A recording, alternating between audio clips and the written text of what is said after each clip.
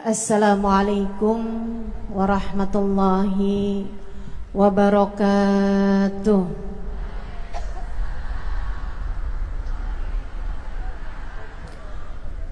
Alhamdulillah, wassalatu wassalamu ala Rasulillah Muhammad ibn Abdillah wa ala alihi wa sahbihi wa man wala.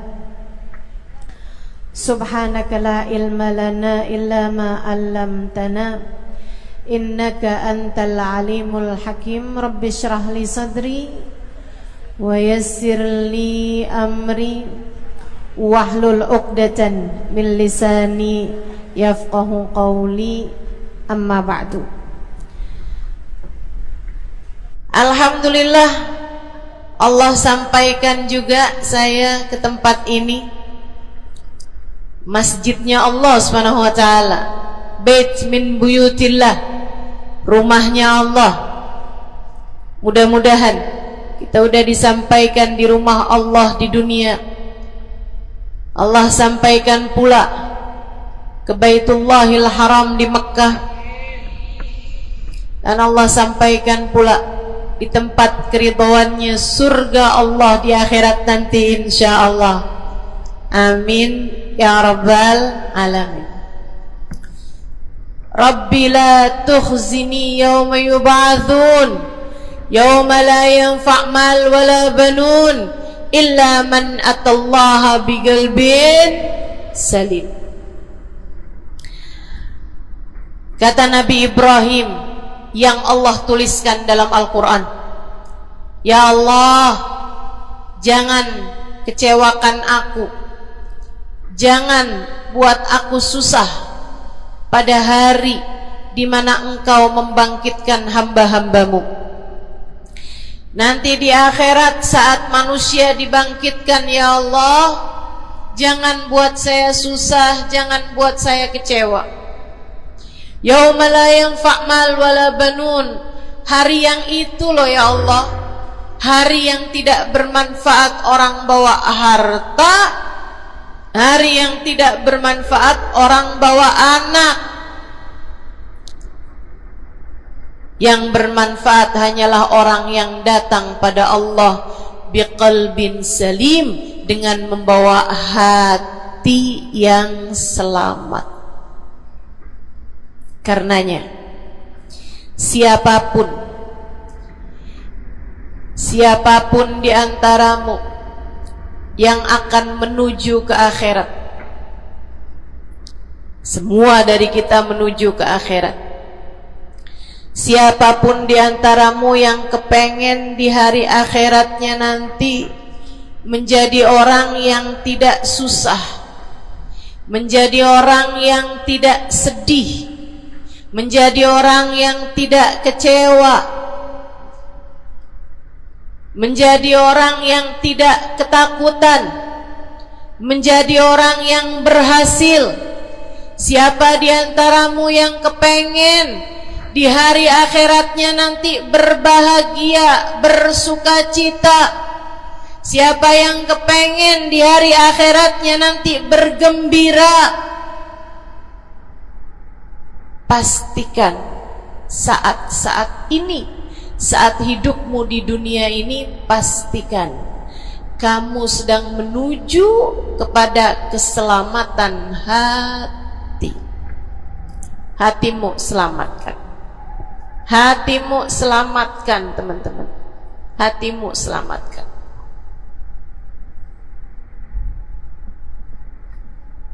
Semoga Allah karuniakan kepada kita selamatnya hati insyaallah. Amin. Semoga Allah menyelamatkan hati kita semua. Semoga Allah menyelamatkan hati kita semua. Nabi kita Muhammad menyebutkan dalam salah satu hadisnya, ala inna fil jasadi mudghah, idza salahat salahal jasad kulluh, wa idza fasadat fasadal jasad kullu, ala wahiyal qalbu. Kata Nabi, ketahuilah sungguhnya dalam diri manusia terdapat segumpal darah. Apabila ia bagus, ia selamat, ia bersih, selamatlah seluruh anggota tubuhnya. Apabila ia rusak, ia hancur, ia gelap, ia mati, maka hancur pulalah seluruh anggota tubuhnya. Ala wahiyal qalbu, ketahuilah segumpal darah tersebut bernama hati. Maka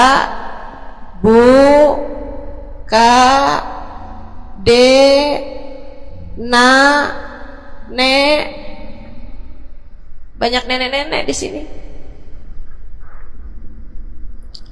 Saya sampaikan padamu pesan dari hati saya yang terdalam. Berhati-hatilah dengan hati.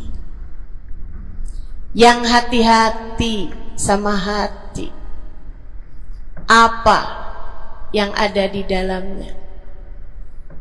Coba silahkan kamu pikirkan nih, kondisi hati saya ini kayak apa. Kita kalau badan lebih gampang ngerasainnya. Saya kalau ditanya, Ustazah lagi sakit? Iya. Sakit apanya Ustazah? Kaki. Saya bisa jawab. Tapi kalau kamu ditanya misalnya, gimana kabar hati kamu?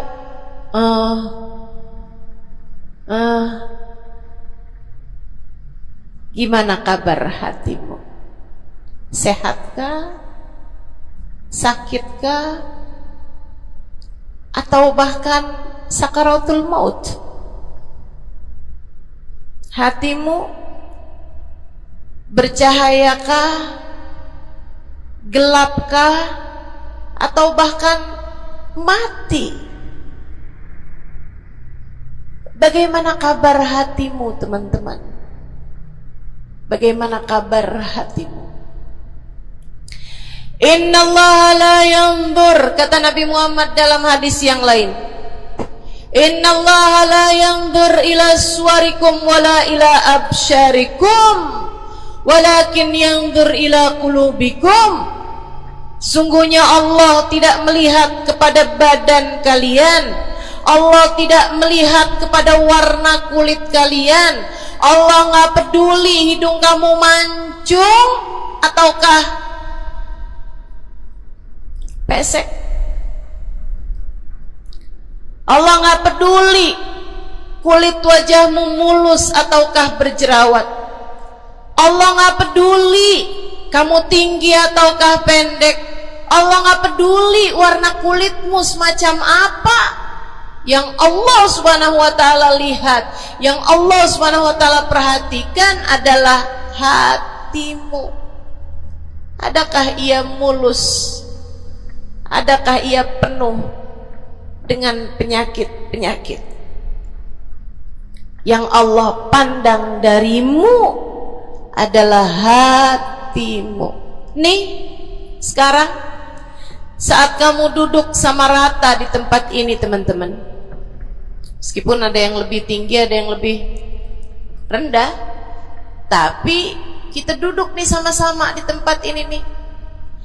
Nilaimu di mata Allah bukan seberapa dekat jarak antaramu dengan saya. Nilaimu di mata Allah bahkan bukan bergantung dari jam berapa kamu datang. Ketika kamu sama rata duduk di tempat ini, yang Allah pandang darimu adalah hatimu sedang berada di manakah saat ini. Yang duduk di tempat ini sembari mikirin ntar pulang enaknya makan apa ya.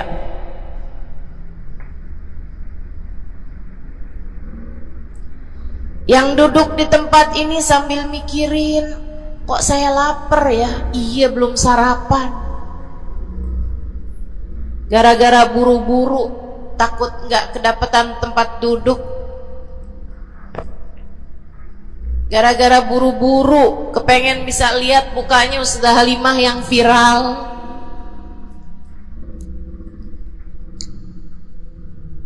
Hatimu,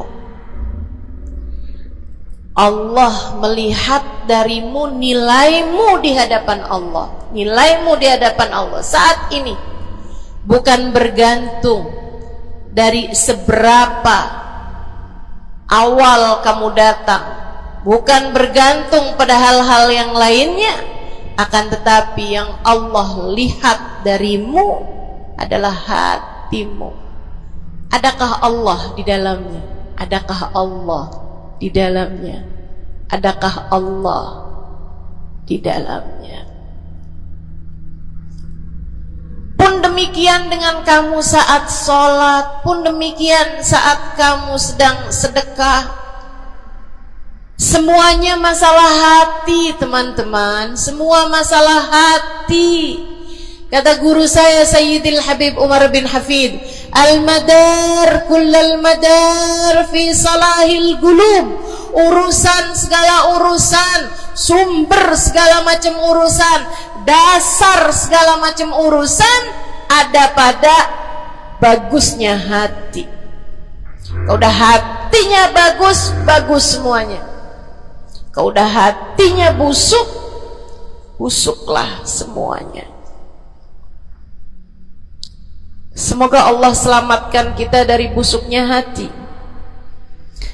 Semoga Allah selamatkan kita dari busuknya hati. Amin ya rabbal alamin. Dunia akhirat, masalah semuanya ada pada hati. Karenanya yuk kita bahas gimana sih caranya nyelamatin hati. Yang pertama, kalau kamu pengen tahu caranya nyelamatin hatimu, yang pertama,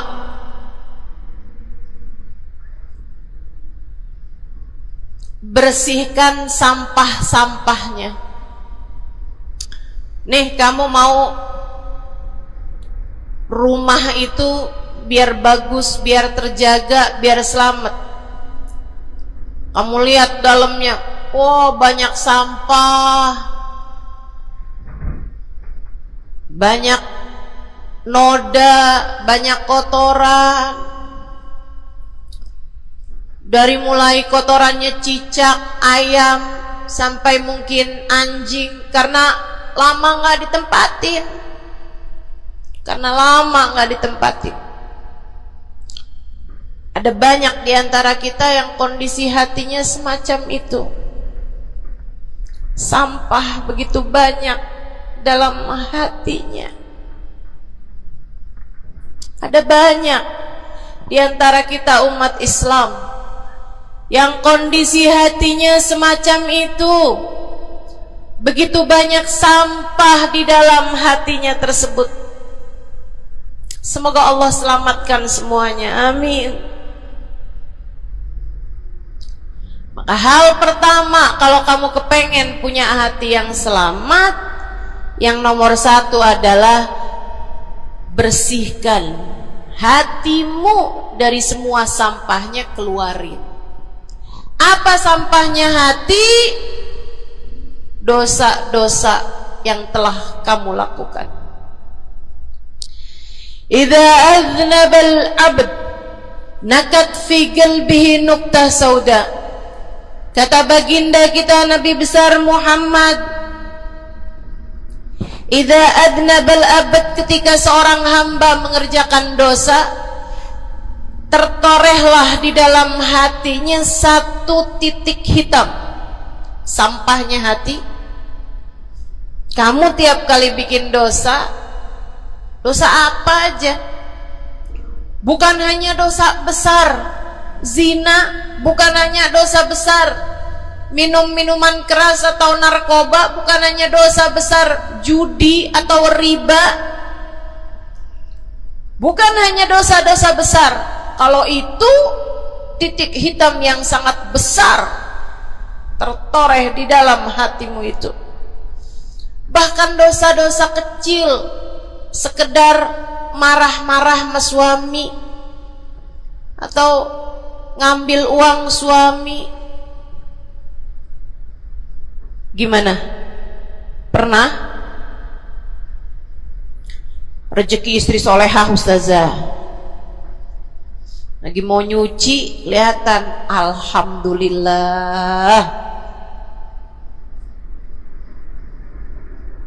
Emang haram ya ustazah?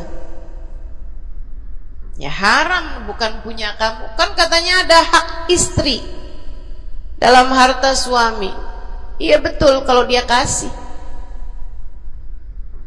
Kalau dia kasih, kalau nggak kasih, nggak halal juga. Bahkan dosa-dosa kecil seperti melihat tetangga terus kamu bilang, ya ampun cakep banget ya, nyesel saya nggak kawin sama dia.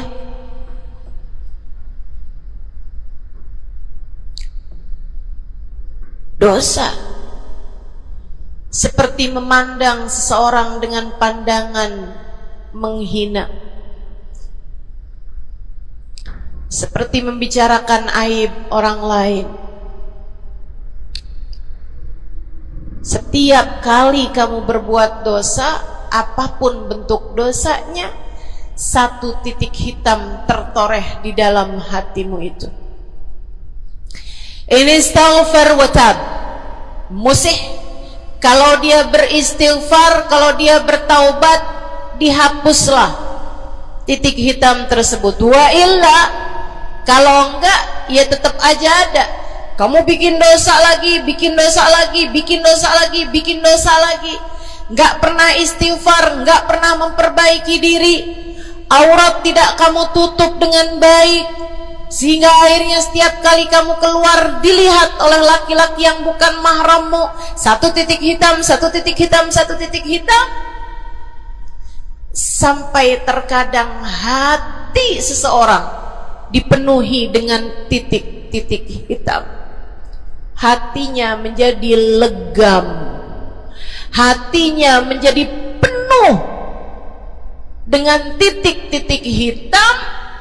Semakin bertambah lagi, semakin bertambah lagi, jadilah karat. Jadilah karat. Kalau udah jadi karat, na'udzubillah, ini yang Allah sebutkan di dalam Al-Quran. Kata Allah, kalla, a'udzubillahi minasyaitonirrajim, kalla bal rana ala qulubihim bima kanu yaksibun, kalla innahum an rabbihim yawma idin lamahjubun.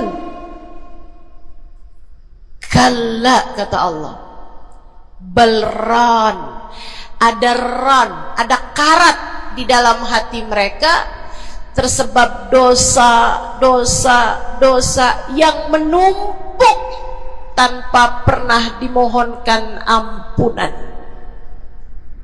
Kalla innahum an rabbihim yawma idzin lamahjubun. Orang kalau hidup bawa karat hasilnya apa? Orang kalau hidup bawa karatnya hati hasilnya apa ya Allah? Kalla innahum an rabbihim yawma idzin lamahjubun. Orang yang hatinya punya karat, pada hari tersebut ia akan terhalang dari Allah Tuhannya. Guru saya Sayyidil Habib Umar bin Hafid menyampaikan tafsir mengenai ayat ini. Kata Habib Umar bin Hafid, tidak mati dengan membawa iman. Orang yang hatinya penuh dengan karat, apabila datang ajal menjemput, iman terkeluar, tercerabut dari dalam hatinya, hingga ia pun mati, keluar dari atas muka bumi ini dengan tanpa membawa iman Islam. Dia keluar dari atas muka bumi ini bukan sebagai hamba Allah, bukan sebagai umat Nabi besar Muhammad sallallahu alaihi wa ala alihi wasallam. Dia meninggal dunia dalam keadaan su'ul khatimah. Naudzubillah min dzalik. Jangan biarkan karat memenuhi hatimu. Jangan biarkan hatimu dosa-dosa yang telah kamu lakukan menjadi berkarat dalam hatimu itu. Saya kesian sama kamu. Gak apa-apa. Hidup terus-terusan ngontrak, gak apa-apa. Hidup gak pernah punya kendaraan sendiri, gak apa-apa. Nggak pernah punya HP yang canggih, nggak apa-apa. Saya hidup di atas muka bumi ini, nggak pernah ada yang datang melamar saya. Jadinya sampai di usia di atas 30-an tahun saya masih menjomblo, ustazah. Nggak apa-apa, ustazah. Saya udah menikah 10 tahun belum ada anak juga, ustazah. Enggak apa-apa. Ustazah, suami saya kawin lagi, ustazah. Enggak apa-apa.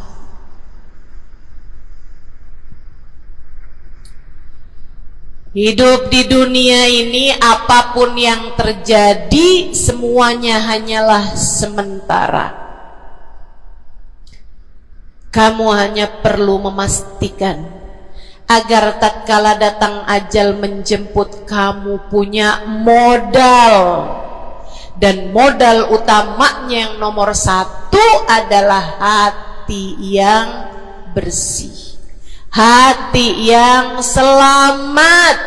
Kamu bawa pulang menghadap Allah subhanahu wa ta'ala bigalbin salim. Kamu bawa hati yang selamat, insya Allah.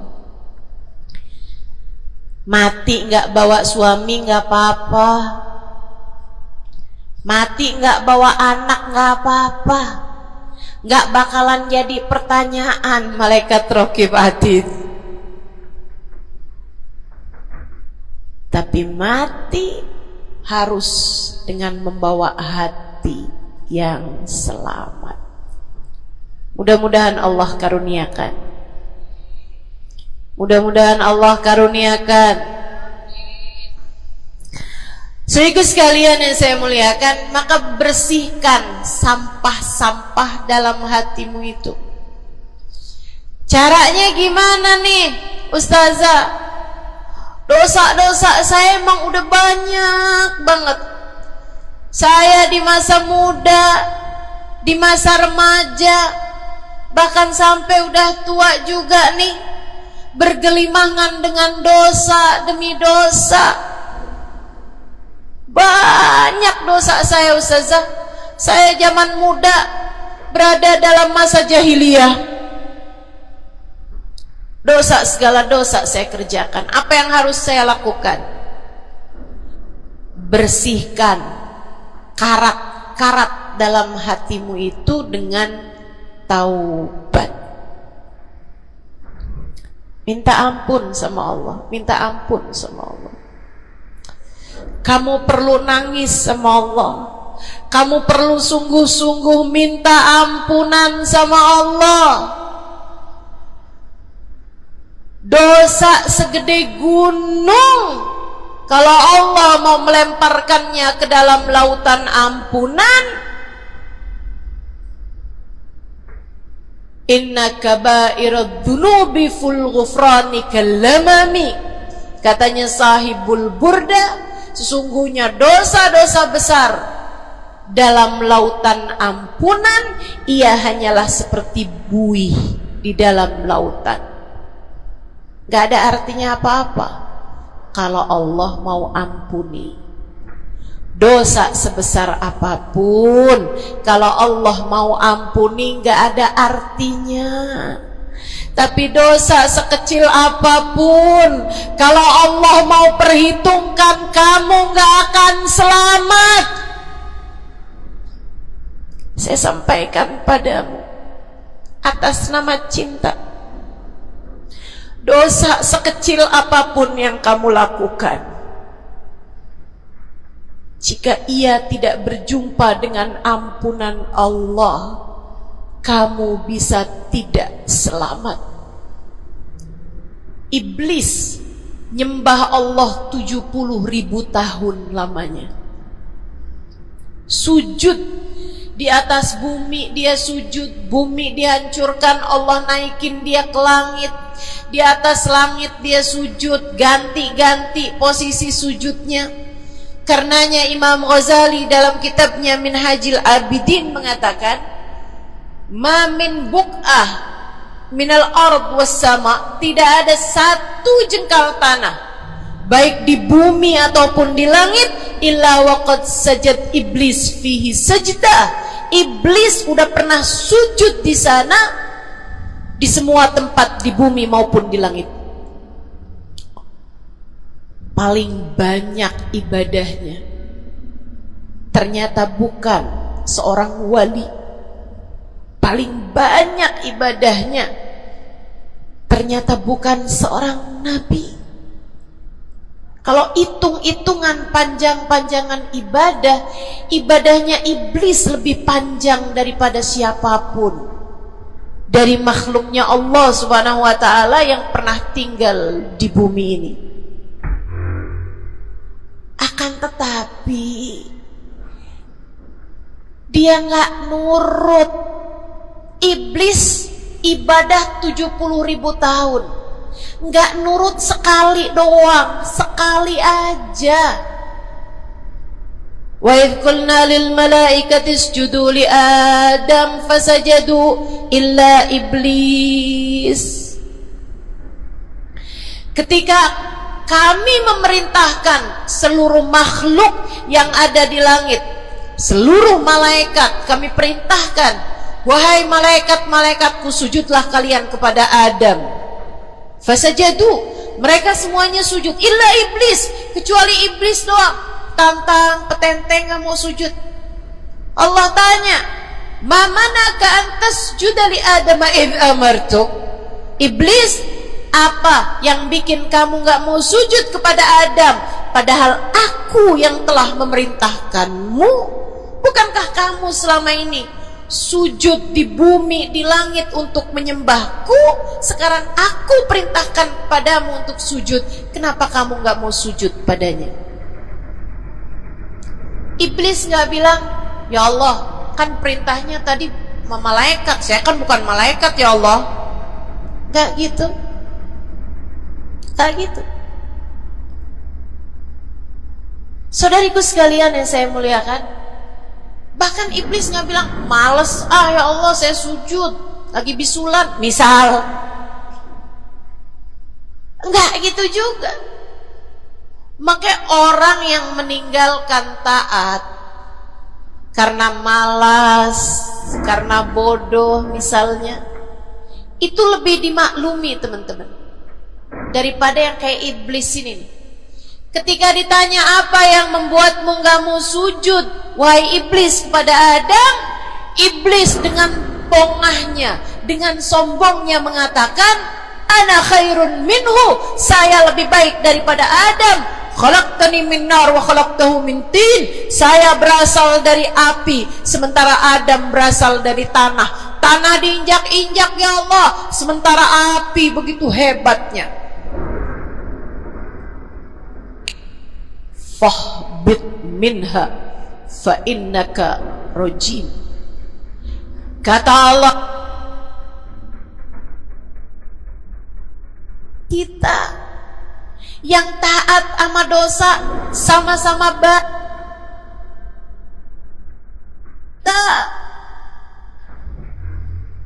yang mungkin dosa kita lebih banyak daripada taat kita. Kayak katanya Habib Ali Habsyi, kadang ada orang Islam, malaikat raqib yang nyatet pahala anggur berbulan-bulan. Sementara malaikat atid yang nyatetin dosa sibuk bener. Gimana dengan kita?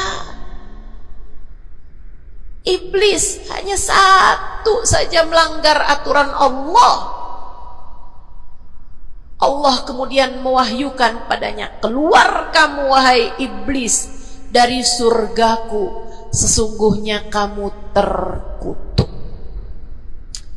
Kamu, kalau Allah mau memperhitungkan satu saja dosa kamu, kamu gak akan selamat. Saya sampaikan padamu, iya kamu, semua yang dengerin saya, kalau Allah mau memperhitungkan satu saja dosamu, kamu gak akan selamat. Kamu tidak akan selamat. Tapi kan saya anaknya Fulan bin Fulan. Tapi kan saya keturunannya Fulan bin Fulan. Tapi kan saya istrinya Fulan bin Fulan. Bu, Kak, Dek, Nak, gak selamat siapapun kamu. Anaknya Nabi Nuh, nabinya Allah tenggelam.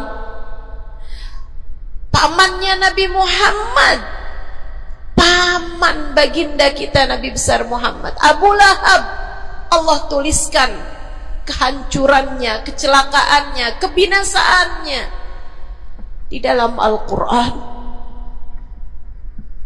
Mau siapa yang kamu andalkan? Tapi kan saya udah banyak bikin taat, saya tiap malam bangun tahajud. Kamu gak nyampe seujung kukunya ibadah iblis 70.000 tahun. 70.000 tahun sujud pada Allah Subhanahu wa ta'ala di tiap jengkal tanah. Nih tanah yang sekarang kita jejak ini pernah dibikin sujud sama iblis waktu iblis tinggal di atas muka bumi ini. Tapi semuanya gak manfaat. Kalau Allah mau memperhitungkan satu saja dosa hambanya, ia tidak akan selamat. Sebab Allah hanya mau menerima hati yang tidak ada sampah di dalamnya.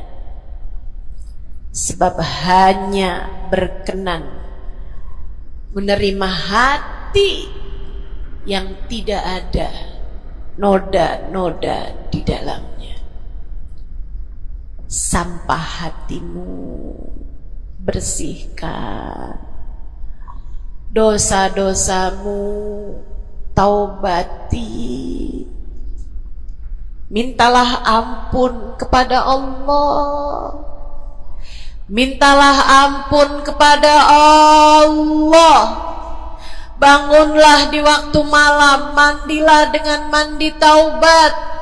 Saat-saat mandimu kamu bilang dalam hatimu, ya Allah, sebagaimana air membersihkanku dari segala kotoran-kotoran di badanku, ya Allah, bersihkanlah dosa-dosaku dengan hujan ampunanmu.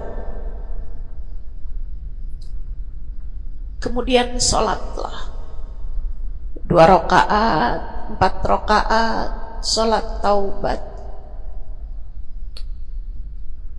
Kemudian sesudahnya mulailah kamu ingat dosa-dosamu. Mulailah kamu ingat dosa-dosamu. Dari sejak kamu balik sampai sekarang ini.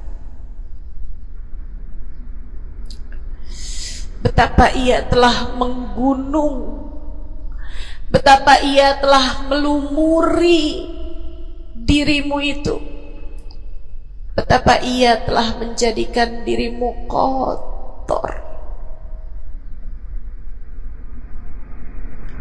Kemudian ingatlah nikmat yang telah Allah SWT berikan, bahwa bersama dengan banyaknya dosa-dosamu, Ia tak henti-henti memberikan kepadamu kenikmatan demi kenikmatan. Bahwa meski matamu berulang-ulang kau pandang yang haram dengannya, Allah masih membiarkan matamu dapat melihat. Betapa meskipun telingamu berulang-ulang kamu pakai untuk mendengarkan aib-aib orang, nyatanya sampai sekarang telingamu masih dapat mendengar. Betapa lisanmu, berapa banyak hati tersakiti dari lisanmu itu. Mertuamu kamu sakiti, suamimu kamu sakiti, anakmu bahkan kamu sakiti. Bodoh banget sih jadi anak. Astagfirullah, astagfirullah. Kamu kok bandel banget sih, mama nyesel punya anak kayak kamu. Astagfirullah.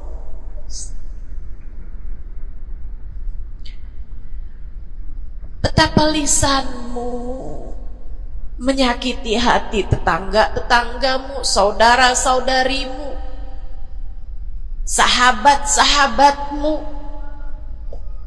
orang-orang di sekelilingmu merasakan gangguan dari lisanmu itu, tersakiti dari lisanmu itu. Tapi meskipun entah sudah berapa banyak dosa tercatat dari lisanmu, Allah masih tetap membiarkan lisanmu dapat berbicara sampai saat ini. Nikmat tak henti-henti Allah berikan kepadamu, bukan?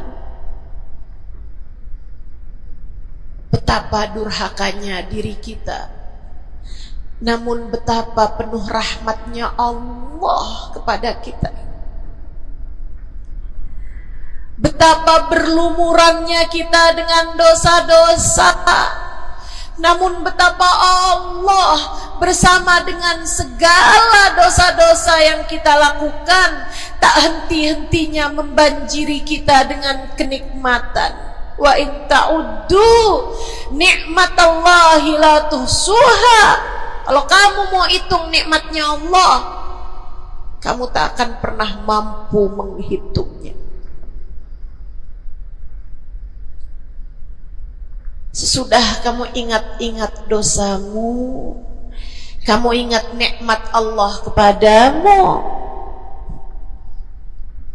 kamu ucapkan seperti ucapan baginda Nabi Muhammad, Allahumma anta rabbi la ilaha illa anta khalaqtani wa ana abduka wa ana ala ahdika wa wa'dika mastata'tu a'udzu bika min syarri ma sana'tu abu'u laka bi ni'matika 'alayya wa abu'u bi dhanbi faghfir li fa innahu la yaghfiru dzunuba illa anta.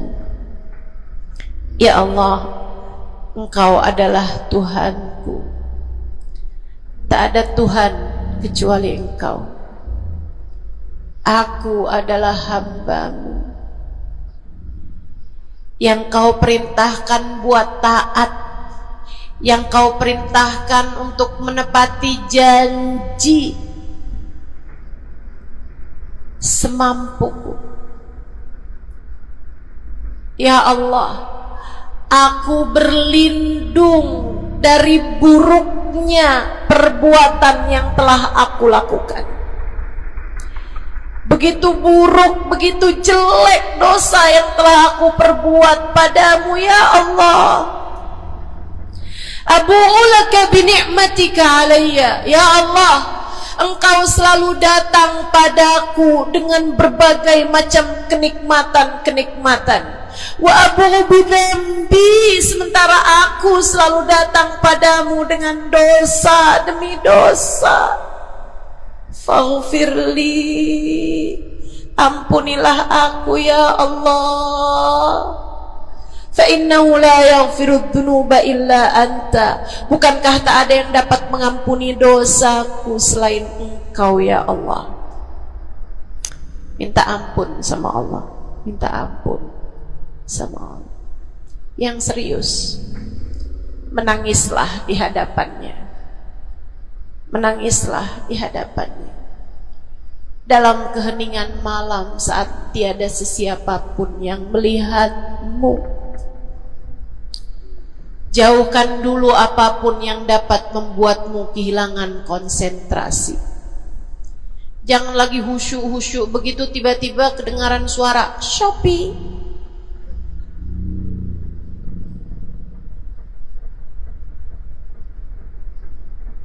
Kamu langsung jadi hilang konsentrasi. Yang mana nih ya?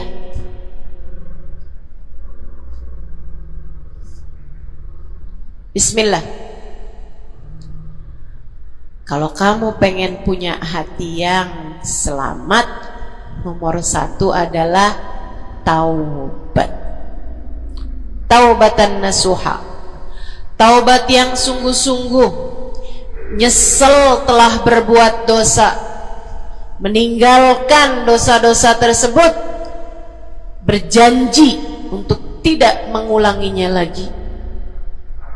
Jika dosanya terkait sama manusia, ada syarat keempat yang harus dilakukan, yaitu meminta maaf kepada orang yang telah engkau sakiti hatinya tersebut. Yang kamu habis bikin dosa sama dia, minta maaf. Mudah-mudahan Allah SWT ampuni dosa-dosa kita. Amin. Semoga Allah ampuni dosa-dosa kita. Amin. Ketika ada seorang ulama ditanya, ya Syekh, wahai Syekh, kalau saya nih punya banyak hajat nih, punya banyak permintaan, tapi waktunya sempit buat doa, doa apa yang seharusnya saya panjatkan? Misalnya nih, lagi sebentar nih bisa kepegang Hajar Aswad, lagi sebentar nih bisa ada di depan Ka'bah, lagi sebentar nih bisa ada di dekat makam Nabi Muhammad sallallahu alaihi wasallam. Sesudah kita ucap salam pada baginda Nabi, ini apa nih yang harus saya minta kepada Allah? Hajat saya banyak sementara waktu saya sempit buat doanya. Apa yang harus saya mintakan? Apa sebaik-baik hajat yang perlu kita mintakan di saat tidak banyak waktu untuk memintanya kepada Allah? Syekh tersebut menjawab, is'alil maghfirah, mintalah ampunan dari Allah. Sebab bagaimana mungkin kamu meminta hajat-hajat yang lain sementara kamu masih belum berada dalam pandangan rahmatnya Allah. Kamu masih terusir dari pintunya. Kamu udah minta-minta, nih kayak istri lagi minggat sama suaminya, kemudian dia WhatsApp, tolong dong transferin saya. Lah balik dulu.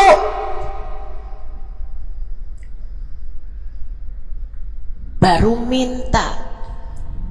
Tiap kita ngerjain dosa adalah tiap langkahan kita menjauh dari Allah Subhanahu wa ta'ala. Tiap kali kamu mengerjakan dosa adalah langkahan-langkahanmu menjauh dari Allah Subhanahu wa ta'ala. Karenanya mendekat dulu, masuk dulu, Allah bukain pintu dulu, baru deh silahkan minta yang lainnya. Kalau sempit waktumu, mintalah ampunan dari Allah Subhanahu wa ta'ala. Ini kan kerjaan kita nih suka salah-salah kalau doa. Giliran lagi ada hujan nih, wah doa mustajab, langsung ya Allah jodoh, ya Allah yang cakep, yang ganteng, yang kaya, yang setia, yang soleh, banyak bener. Padahal kalau ngelihat dirinya kagak ada pantes-pantesnya. Kalau kamu pengen jodoh yang soleh, solehahkan dulu dirimu itu.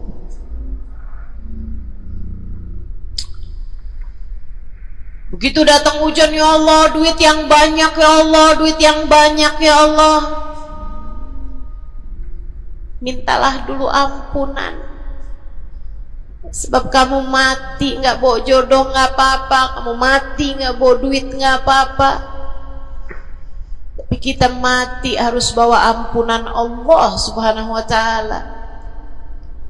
Sebab dosa akan mengotori ruang hati kita. Maka syarat utama hati yang bersih adalah keluarkan sampah darinya dengan cara taubat. Mohonlah ampun pada Allah secara serius. Cukup sekali ustazah? Enggak cukup, lo dosanya banyak. Tiap habis sholat minta ampun, tiap ada kesempatan buat doa minta ampun, tiap lagi datang hujan minta ampun, tiap lagi ziarah ke makam Nabi, ke makam wali minta ampun sama Allah. Tiap lagi datang orang soleh, katanya doa sambil memandang wajah orang soleh mustajab. Apa yang mesti kita minta? Minta ampunan dari Allah Subhanahu wa ta'ala. Minta ampunan dari Allah Subhanahu wa ta'ala. Itu satu syarat mutlak utama. Pengen hatimu selamat, keluarkan sampah-sampahnya. Habis keluarin sampah-sampahnya, nah sekarang udah bersih. Ternyata ada penyakit-penyakitnya. Ada bagian itu yang atapnya bocor, ada airnya yang tersumbat, penyakitnya rumah. Bukan begitu? Soalnya sekalian yang saya muliakan, kamu kepengen hatimu jadi hati yang selamat, sembuhkan hatimu dari berbagai macam penyakit-penyakitnya. Apa aja sih penyakit-penyakitnya hati? Banyak. Imam Ghazali menyebutkannya dalam kitab Ihya Ulumuddin, sampai jadi satu kitab yang tebal membahas mengenai hal-hal yang buruk yang ada dalam hati manusia. Bahasan panjang, nggak akan keburu waktunya buat bahas panjang itu. Tapi saya bilang, Bu, kayak rumah. Saya pernah beli rumah, suami saya beli rumah, kemudian saya liatin rumahnya bagus, bersih, cakep, udah nih. Kemudian satu hari saya ajak teman saya yang ngerti urusan rumah, ahli desain interior rumah. Saya bawa masuk dalam rumah saya, dia liatin, ini bocor nih ustazah, yang ini nih harus cepet-cepetan ditambal. Terus dia lihat ada bagian atap tuh bocor tuh ustazah, tambal dulu ustazah, dibenerin dulu tuh ustazah sebelum ditempatin. Bu, saya kirain rumah saya udah bagus, ternyata kalau dilihat sama ahlinya baru ketahuan. Kita juga begitu semua. Kita kirain hati kita baik-baik aja. Tapi kalau kita duduk ngaji, kalau kita hadir di majelis taklim, kalau kita dengerin kajian-kajian, kita baru paham Ya Allah, ternyata hati saya ada penyakitnya di sini. Ternyata saya juga punya penyakit yang ini. Ternyata saya punya penyakit yang ini. Karena jangan berhenti belajar. Jangan berhenti mengaji. Biar kita paham penyakit-penyakit hati kita tuh di bagian mana, sehingga kita bisa konsentrasi buat mengobatinya. Ada tuh bagian atap yang dibilangin sama temen saya nggak terlalu peduli. Saya liatin kecil aja kok. Sampai satu hari, untung aja saya nggak ada di bawah situ, jebol atap rumah saya. Banjir rumah saya. Gara-gara atap yang berpenyakit yang tidak diberesin. Begitu pula dengan hati kita. Cari tahu apa penyakitnya, cari tahu apa obatnya. Dengan kamu duduk mengaji, ini bukan urusan sejam 2 jam dipelajari kemudian semuanya benar. Ini adalah PR seumur hidup kita. Buat sehatin hati kita, buat bagusin hati kita, buat bersihin hati kita. Penyakit hati paling berbahaya namanya kesombongan. Dan Bu, Kak, Dek, Nak, siapa di antara kita yang selamat darinya? Apa itu sombong, wahai Rasulullah? Kata seorang sahabat, sebab saya senang pakai baju bagus.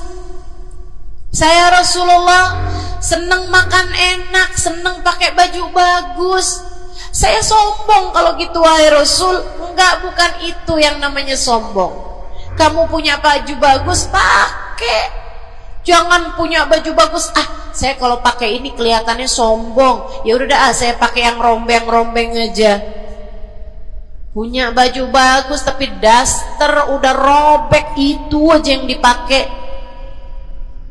Tanya sama suaminya, kok kamu pakai baju yang ini sih, ini kan robek nih. Enak, adem. Adem yang lihat, adem yang make, gerah yang lihat. Bukan itu yang namanya kesombongan. Saya punya uang, saya bisa beli mobil yang bagus, tapi saya nggak mau beli, saya takut sombong. Bukan itu yang namanya kesombongan. Saya punya uang, bisa bangun rumah buat tamu-tamu, ulama-ulama kalau datang bisa tinggal di rumah saya. Tapi saya nggak mau kayak gitu, ntar saya sombong.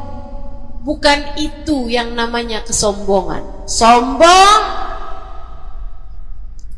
kata Nabi Muhammad, batarul haq wa ghamtun nas. Sombong adalah menolak kebenaran dan menghina orang lain, merasa diri lebih baik daripada orang lain. Itu yang namanya sombong. Merasa diri lebih baik dari orang lain. Merasa diri lebih baik dari orang lain. Sering banget ini kan kita kan. Betul. Dulu-dulu belum pakai jilbab,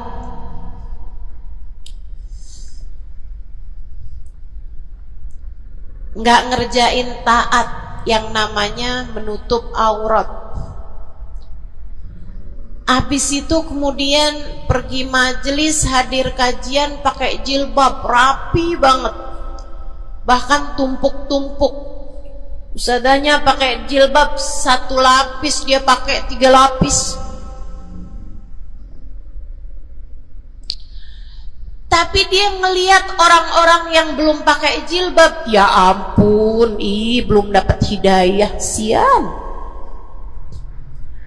Saya rasanya kepengen buat bisikin sama dia, Mbak, Israel udah deket.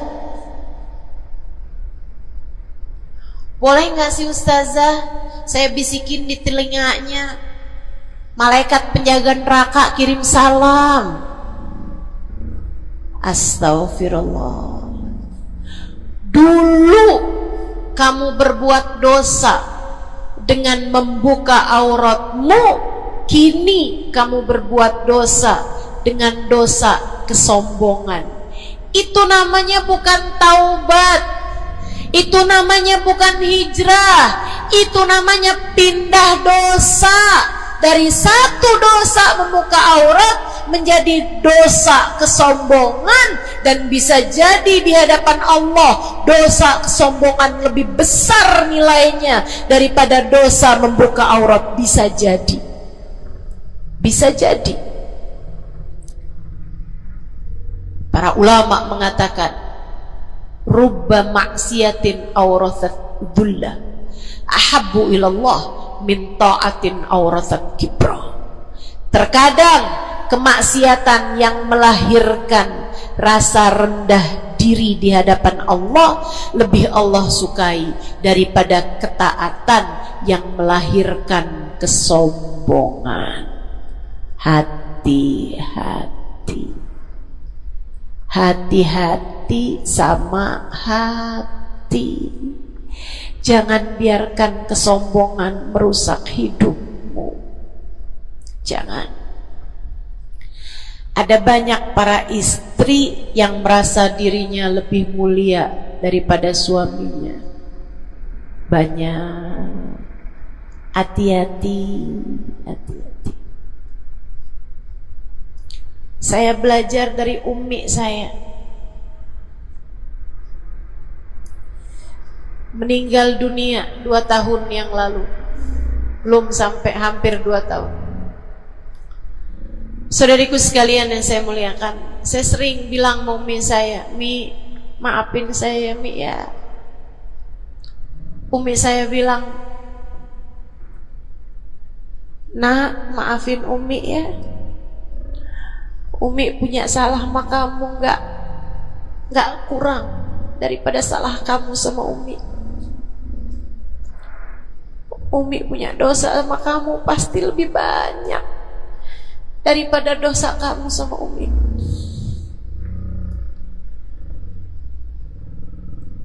Itu rasa yang jarang dimiliki para ibu.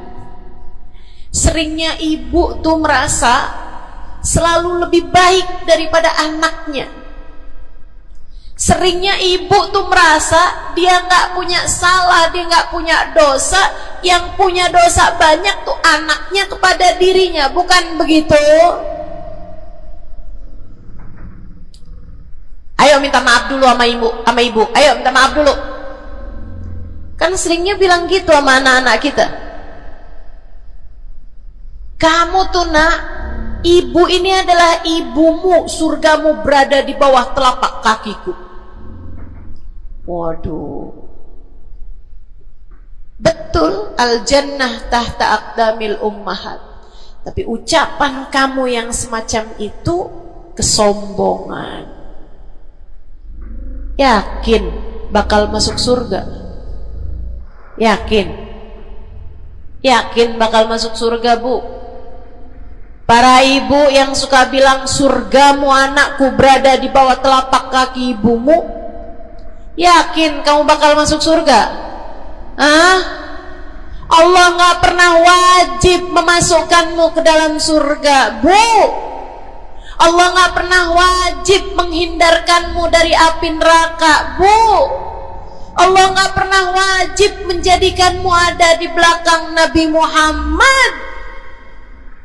Kalau kamu sampai Allah usir dari surganya, Allah masukkan kamu ke dalam nerakanya, kamu bisa apa? Kalau saat Nabi Muhammad menggiring umatnya dan kamu tidak bisa ada di belakangnya, kamu terusir dari rombongan Nabi Muhammad, kamu bisa apa? Kamu bisa apa? Nilaimu yang sesungguhnya nanti di akhirat kelihatannya. Nilaimu yang sesungguhnya nanti Di akhirat kelihatannya. Jadi kalau kamu mau sombong, tar di akhirat. Kalau sampai kamu bisa masuk ke dalam surga Allah, kalau kamu sampai berada di barisan-barisan terdepan dalam rombongan Nabi besar Muhammad, kalau kamu bisa makan dari buah-buahan surga, kalau kamu ada saat kamu mengucap salam kepada baginda Nabi Muhammad, matamu bisa memandang indah wajahnya, telingamu bisa mendengar indah suaranya, lisanmu bisa mengucapkan salam langsung di hadapannya, silahkan membusungkan dada pada saat itu. Silahkan mau ngerasa diri kamu lebih baik daripada ahli-ahli neraka, silahkan. Tapi sekarang keadaannya belum tentu. Bagaimana jika seseorang yang kamu memandang dirimu lebih baik darinya, ternyata ia melenggang masuk ke dalam surga, sementara kamu Allah jerumuskan ke dalam api neraka? Keadaannya belum jelas, keadaannya belum tentu. Jangan pernah merasa diri lebih baik daripada siapapun. Jangan pernah merasa diri lebih baik daripada siapapun. Hatimu benerin rusak-rusaknya, penyakit-penyakitnya. Ada penyakit berbahaya namanya hasud.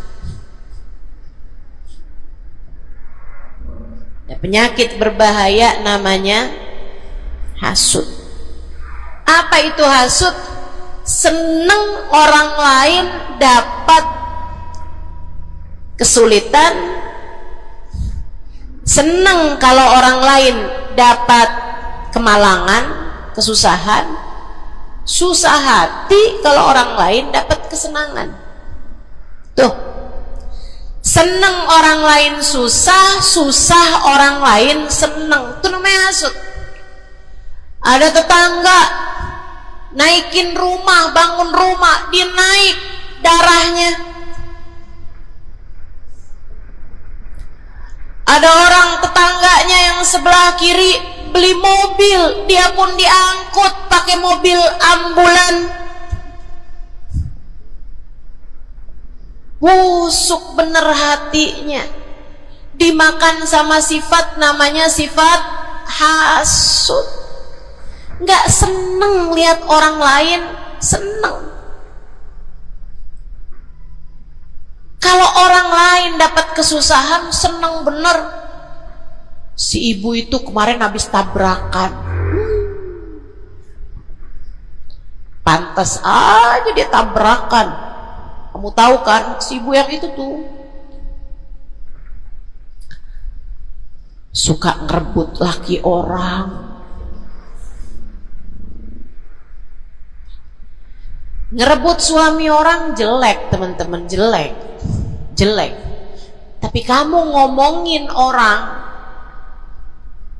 juga perbuatan yang jelek, sama jeleknya. Yuk belajar buat jangan punya sifat hasud. Dia kok bikin pengajian besar, pengajian kita harus lebih besar. Urusannya apa? Bukankah majelis itu adalah dakwah, mengajak orang kepada Allah? Hatimu jagain, hatimu jagain, hatimu jagain. Ada yang bisa begitu, alhamdulillah. Ada ustazah yang lebih pandai darimu, alhamdulillah. Minta doa, ambil ilmunya, bukan malah dihasutin. Hati-hati, hati-hati. Jangan sampai hasudmu membawamu kepada terusir dari rahmatnya Allah. Kayak Bal'am bin Ba'ur. Ada zamannya Nabi Musa, teman-teman sekalian, namanya Bal'am bin Ba'ur. Ilmunya tinggi, sampai kabarnya jamaahnya juga banyak, semua orang dengerin kajiannya. Ini saya serem nih. So ikut sekalian nih, ngeri banget nih. Ini buat orang kayak saya nih, ngeri banget nih pembahasan ini nih. Ada orang berilmu, pinter banget, namanya Bal'am bin Ba'ur, zamannya Nabi Allah Musa. Jamaahnya banyak, kalau dia hadir kajian, semua orang di kampungnya hadir semuanya. Imam Ghazali cerita, dia sampai-sampai dari berilmunya, ilmunya tingginya, Allah kasih sama dia ilmu yang tinggi. Kalau dia ada dapat pertanyaan yang dia nggak tahu jawabannya, dia doa bisa lihat jawabannya langsung dari Lauhil Mahfuz. Kurang pinter apa? Kurang berilmu apa? Kurang hebat apa? Kurang dekat apa sama Allah? Kamu jadi ustazah, berapa banyak ilmumu? Kamu jadi seorang pendakwah, berapa banyak ilmumu? Kamu yang dianggap sebagai ulama, berapa banyak ilmumu? Merunduklah. Saudariku sekalian yang saya muliakan, si Bal'am bin Ba'ur, kabarnya sampai para malaikat turun ikut serta mencatat pelajaran-pelajaran yang dia berikan. Yang ngaji sampai bukan cuman orang, bukan cuman jin ikut ngaji, sampai malaikat-malaikat Allah ikut ngaji. Kurang apa hebatnya? Tapi Allah hancurkan Bal'am karena sifat hasud. Nabi Allah Musa datang ke kampungnya Bal'am bin Ba'ur.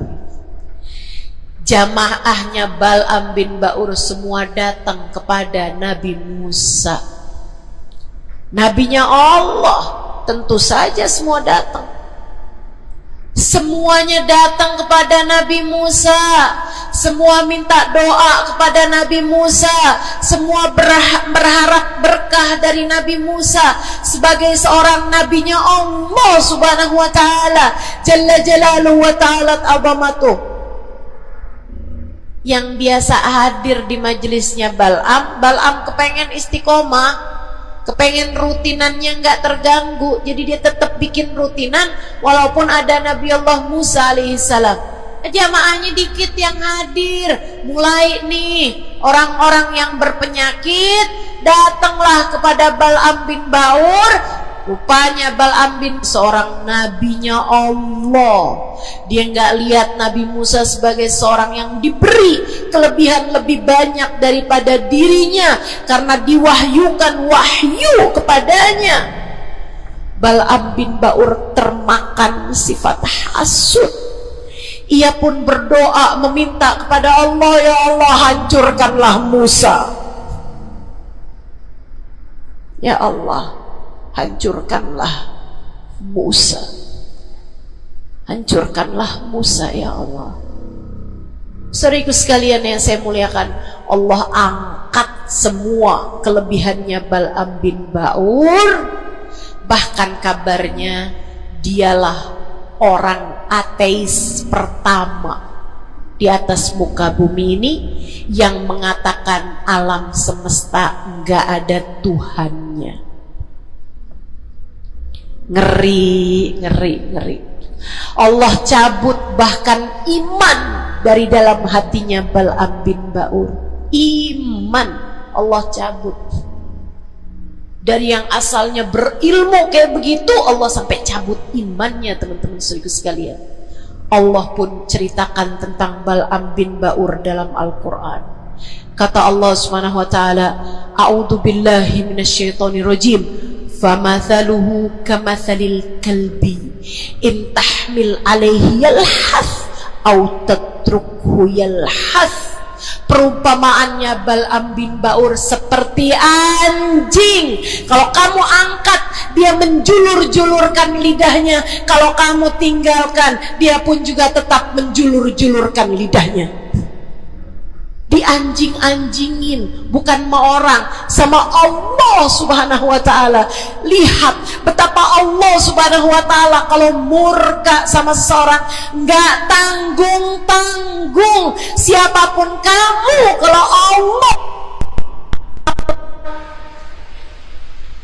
kalau Allah murka sama kamu, nggak tanggung-tanggung murka Allah. Bahkan kepada seseorang yang dibukakan lauhil mahfud kepadanya, Allah jadikan dia seperti anjing, kata Allah dalam Al-Quran. Jangan berani-berani punya sifat hasud. Ingat, kalau ada orang diberi kelebihan lebih daripada kamu, ingat, yang ngasih kelebihan itu satu, namanya, kalau ada seseorang tertimpa kemalangan, jangan sok-sokan merasa diri lebih baik daripada orang tersebut. Ingat, yang ngasih kemalangan kepadanya hanya satu, namanya Allah. Hati-hati sama sifat namanya sifat hasud. Satu, bersihkan hatimu dari sampahnya yaitu dosa dengan cara taubat dan mohon ampun terus-terusan. Kedua, benerin rusak-rusaknya hatimu, penyakit-penyakitnya hatimu, yang terutamanya adalah sifat sombong dan sifat hasud. Hatimu belajar untuk tidak membenci siapapun. Hatimu belajar buat gak benci sama siapapun. Yang terakhir, kalau kepengen hatimu selamat, hiasi. Kalau rumah nih udah sampahnya udah bersih, rusak-rusaknya udah dibenerin, udah direnovasi, sekarang tinggal yang terakhir. Apa itu? Hias-hiasi rumahmu. Pasangin horden, pasangin lampu yang bagus, pasangin lantai yang bagus, ditaroin dekorasi-dekorasi, pajangan-pajangan kamu taro-taro, ada sofa, ada tempat tidur, dihias-hiasi rumahnya. Dicat rumahmu itu dengan warna-warna yang cocok, kan begitu? Hiasi hatimu dengan cinta. Hiasi hatimu dengan cinta. Hatimu ada cinta kepada yang semestinya dicinta. Siapa? Nomor satu Allah, nomor dua, nomor tiga, cintai apapun dan siapapun pada cintanya Allah dan Rasulnya. Cintai ulama karena mereka adalah pewaris para nabi. Cintai habaib dan syaraif karena mereka adalah orang-orang yang punya nasab sambung sama baginda Nabi besar Muhammad sallallahu alaihi wasallam. Cintai keluarga Nabi Muhammad, cintai para istri-istri Nabi Muhammad, cintai para sahabat-sahabat Nabi Muhammad, terutamanya al-khulafaur rasyidin, sadatina Abi Bakar wa Umar wa Uthman wa Ali. Cintai para sahabat Nabi Muhammad, cintai para ulama-ulama kita di sepanjang zaman, cintai Imam Syafi'i, Imam Maliki, Imam Hambali, Imam Hanafi. Cintai para ulama-ulama kita dari atas sampai kepada ulama-ulama kita yang sekarang ada. Cintai siapapun, yang bawa Nabi Muhammad, bawa Allah, yang bikin kamu jadi kenal Allah, kenal Nabi Muhammad, cintai. Pada cinta mereka terdapat cintanya Allah. Cintai anak-anak yatim sebab mereka dicintai sama Nabi Muhammad. Cintai orang-orang fakir karena mereka dicintai sama Nabi Muhammad. Cintai suamimu sebab kalau kamu cintai suamimu ya, bukan suami orang. Punya suami nggak dicintai, suami orang dia cintai. Astagfirullah. Cintai suamimu, Bu, sebab dalam cintamu kepadanya mendekatkanmu kepada cintanya Nabi Muhammad, mendekatkanmu kepada cintanya Allah. Kamu sayangi, kamu hormati, kamu muliakan suamimu, Allah ridho kepadamu, Nabi Muhammad sayang kepadamu. Cintai orang tuamu sebab Allah memesankan kepada kita untuk cinta kepada orang tua kita. Cintai anak-anakmu sebab mereka umatnya Nabi Muhammad. Mereka umatnya Nabi Muhammad. Nabi Muhammad sangat sayang sama umatnya yang masih kecil-kecil. Nabi Muhammad sangat sayang sama umatnya yang masih belia, masih remaja. Mereka disayangi sama Nabi Muhammad, maka kamu pun harus sayang sama mereka. Yang tua-tua diantaramu sayangin, yang muda-muda diantaramu sayangi. Kata Nabi Muhammad, laisa minna man lam yuqir kabirona wa lam yarham saghirona.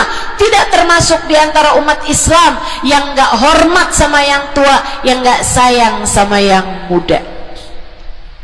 Cintai semuanya. Terakhir, cintai dirimu sebab kamu umat Nabi Muhammad. Cintai dirimu sebab kamu hambanya Allah. Jangan merasa diri nggak berharga. Dirimu berharga.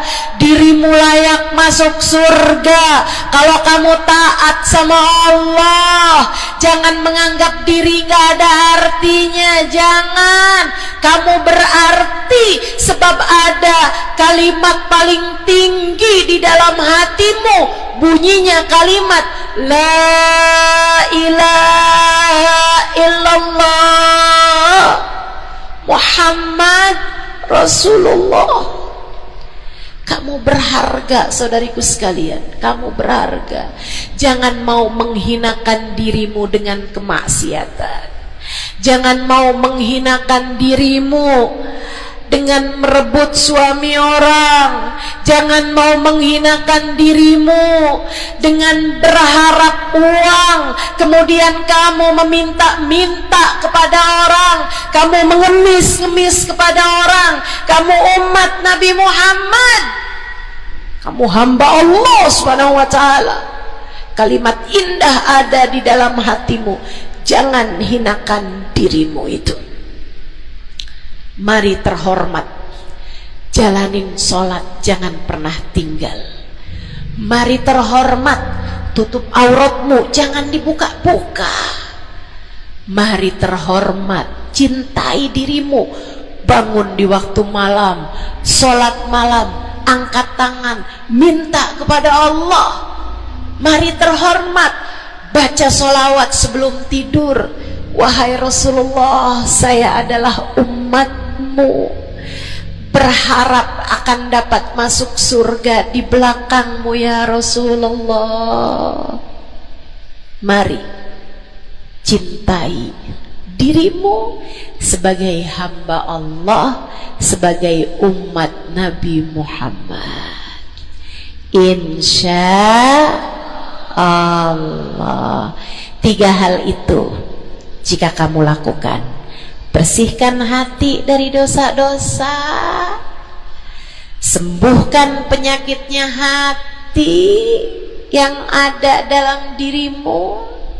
Kemudian yang terakhirnya, hiasi hatimu dengan cinta dan kasih sayang kepada siapapun yang ada di atas muka bumi ini. Sayangi aja semuanya, cintai aja semuanya, sebab dalam cinta kepada semuanya terdapat cintanya Allah dan Rasulnya.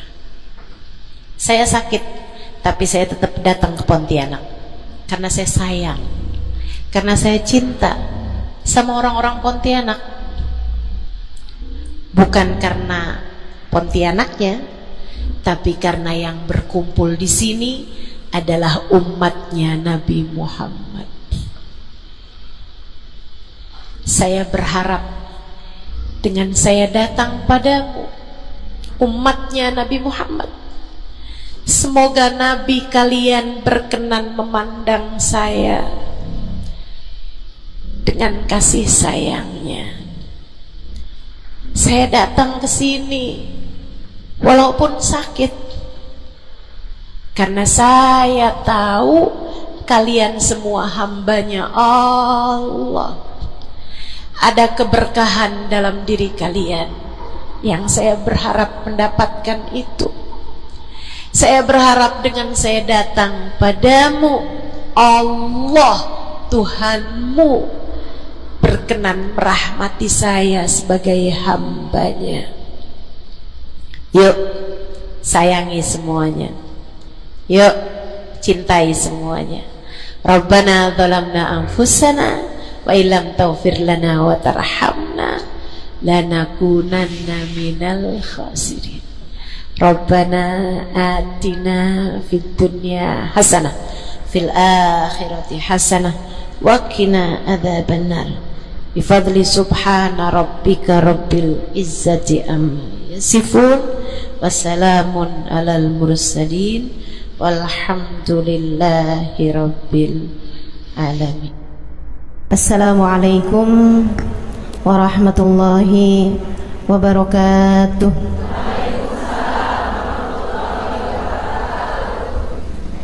Alhamdulillah, wassalatu wassalamu ala Rasulillah Muhammad ibn Abdillah wa ala alihi wa sahbihi wa man wala. Subhanaka la ilma lana illa ma 'allamtana innaka antal alimul hakim. Rabbi syrah li sadri wa yassir li amri wahlul 'uqdatan min lisani yafqahu qawli. Amma ba'du.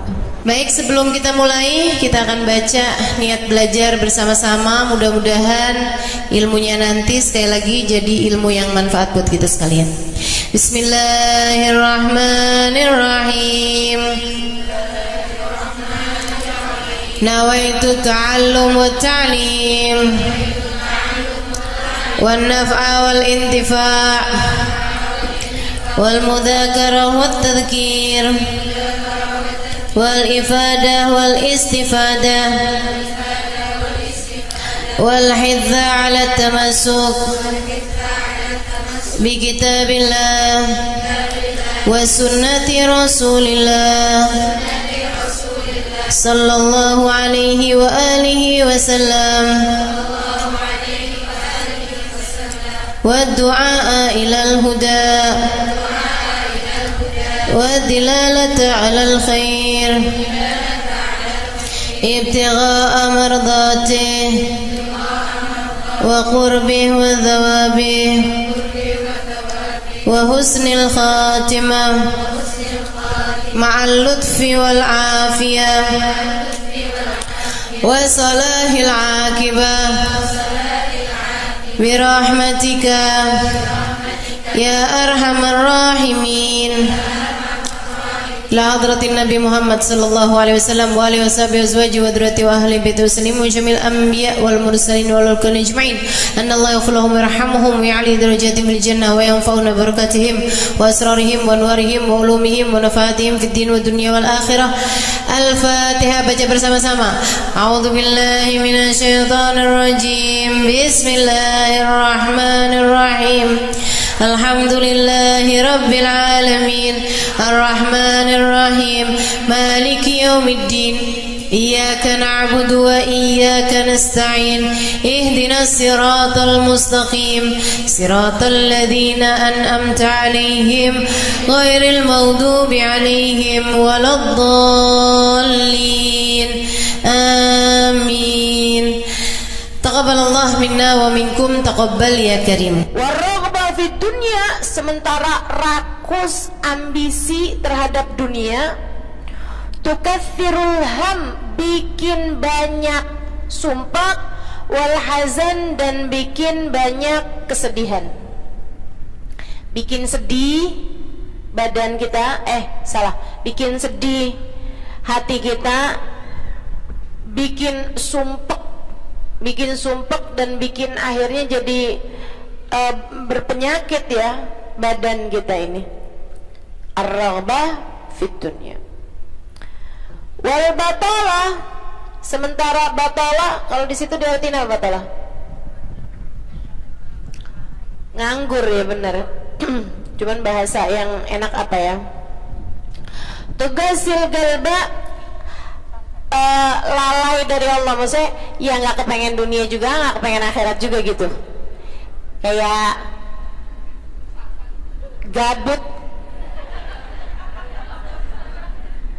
Anak zaman sekarang bahasanya gabut ya. Gabut itu apa sih sebenarnya? Nggak ada kerjaan gitu kan? Itu kayak ada singkatan nggak butuh gitu kali ya dari itu ya. Nggak ngapa-ngapain gitu, pengangguran aja gitu, nggak jelas. Wal batalah tuh terlena, nganggur gitu kan, tidur mulu gitu, luntang lantung. Ada orang luntang lantung gitu kan, dibilang luntang lantung, dibilang lantung luntang. Tugasil galba, bikin keras hati, bikin keras hati. Nganggur itu penyakit bahaya, memang bahaya. Wa qala alaihi salatu wassalam, dan bersabda pula baginda Nabi besar Muhammad, naja awal hadhihi al-ummah biz-zuhdi wal yaqin. Awal umat ini terselamatkan dengan zuhud, wal yakin, dan dengan keyakinan yang kuat. Wa sayahlik akhiruha bil hirsi wa tulil amal, dan akan hancur akhirnya umat ini, akan hancur disebabkan hirs, ambisi terhadap dunia, wa tulil amal, dan panjang angan-angan. Wa ma warada min al-ayati wal akhbar wal athar fi dammi dunya wa dammi al-muhibbin laha wal raghibin fiha wa dammi al-hirsi 'alaiha kharijun anil hasr. Dan apa yang warid, apa yang datang dari ayat, hadis, athar itu yang disampaikan oleh Nabi maupun para ulama, fi dammi dunya, dalam celaknya dunia, maksudnya mengenai betapa buruknya dunia, betapa buruknya orang-orang yang mencintai dunia, betapa buruknya orang yang ambisi terhadap dunia, dan mil hirs 'alaiha, betapa buruknya orang yang rakus terhadap dunia. Banyak sekali kharijun anil hasr, enggak bisa kehitung. Ayat, hadis maupun ucapan para ulama mengenai betapa buruknya dunia, betapa buruknya para pecinta dunia dan lain sebagainya, ini banyak banget hadisnya, keterangannya enggak kehitung. Watasani fil ulama, dan karangan-karangan para ulama rahmatullahi alaihim, semoga rahmat Allah senantiasa tercurah pada mereka, minas salaf wal khalaf, baik dari ulama zaman dulu maupun ulama-ulama belakangan, masyhuna bidzalik, penuh sekali dengan hal-hal yang seperti itu. Kayak Imam Ghazali gitu kan, nulis dalam kitabnya baik Ihya Ulumuddin ataupun kitab yang terakhirnya beliau itu namanya Minhajul Abidin dan lain sebagainya, itu banyak banget mengenai hal-hal yang seperti ini gitu. Betapa pentingnya kita untuk zuhud terhadap urusan dunia. Tsumma inad dunya ibaratun wallahu a'lam bisawab. Sampai situ ya. Nabi Muhammad alaihissalam mengatakan az-zahada fid dunya tuyrayyihul qalba wal badan. Zuhud dunia nih, apa tuh zuhud? Zuhud itu teman-teman tidak mengharapkan kesenangan dunia dari Allah sekalipun ya, enggak minta gitu, enggak seneng gitu sama kesenangan dunia dari Allah. Itu namanya zuhud akhirat. Dan juga teman-teman, zuhud ama manusia itu tidak menginginkan apa yang ada pada manusia, apa yang dimiliki orang enggak kepengen, gitu kan? Itu namanya zuhud fima fi aidin nas. Ini disampaikan Nabi Muhammad dalam hadisnya, izhad fid dunya yuhibbukallah wazhad fima fi aidin nas yuhibbukan nas. Kata Nabi Muhammad alaihissalam, zuhudlah kamu dari dunia. Zuhud tuh enggak seneng, enggak ambisi, enggak fokus kepada kesenangan dunia maupun pencapaian dunia. Hati-hati, tipis teman-teman bedanya, gitu kan? Pencapaian dunia, saudara sekalian, kayak gini loh, banyak followers, majelisnya jadi rame, itu tipis tuh antara kamu kepengen akhirat sama kamu kepengen dunia. Buat siapanya? Bukan buat yang hadir. Saya rasa kalau yang hadir mudah-mudahan baik gitu kan. Tipisnya itu buat pelaku dakwah, baik yang rumahnya buka buat majelis atau dia buka majelis, atau yang ngajarnya nih, gitu. Karena kalau tujuannya senengnya itu adalah urusan dunia, tuh tipis banget, setan nantinya tuh bisa masuk dari arah situ, masuknya. Izhad fit dunia, kata Allah SWT. Makanya dari tipisnya nih yang saya sebut tadi itu ya, kayak keinginan kamu tuh dunia apa akhirat, keinginan kamu tuh pujian manusia atau pujian Allah. Itu sampai-sampai banyak dari para walinya Allah Subhanahu wa taala meninggalkan kemasyhuran dunia karena khawatir sama hatinya. Banyak saudaraku sekalian. Sampai ada di antara para wali itu yang sampai berpura-pura nyuri, sampai dikejar orang gitu kan. Kenapa dikejar orang? Karena yang dia curi adalah bajunya seorang perempuan yang lagi mandi. Ada orang lagi mandi, wali loh yang ngerjain. Untung belum zaman viral internet ya. Ini kalau zaman viral internet kayak apaan tuh, orang ngejudge dia tuh kan, udah nganggepnya udah hancur banget dah gitu. Tapi memang itu yang dicari sama beliau. Yang dicari sama beliau adalah menghindar dari kepopuleran, menghindar dari apa yang orang-orang cari dari kemuliaan dunia, karena khawatir hatinya terselip rasa keinginan untuk dianggap mulia di dunia menghancurkan kemuliaannya di akhirat.